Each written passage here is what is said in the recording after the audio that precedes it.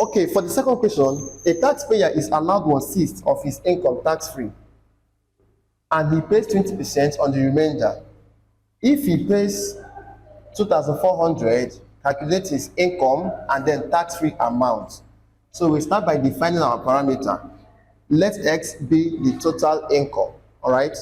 Then that man is allowed 1/6 of his total income tax-free. That is 1/6 of total income, which is X over 6.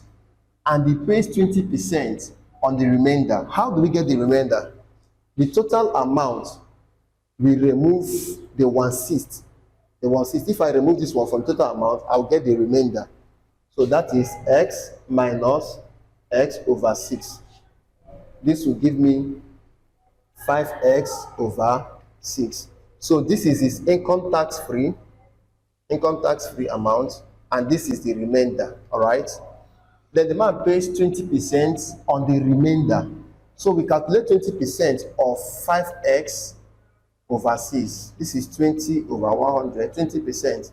And that amount is 2,400. He pays 20% of the remainder, which is 2,400. So equate it to 2,400. Let's simplify. 0 will cancel this 0. Then let 5 divide the 1. 5 divide 10, I will have 2. 2 divide itself 1. 2 divide 6, I will have 3. All right, so let's pick whatever we have remaining. I have X over 6 equal to 2,400. Then we cross multiply.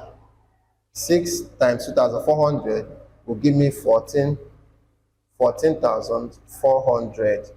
Now the total income of that man is 14,400. So we have gotten this first part.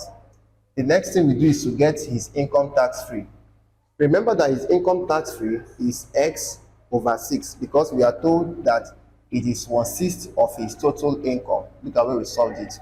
So to get this, we'll now say 14,400 divided by 6. When we divide it by 6, we are getting back this. So his income tax-free is 2,400, and that becomes the solution.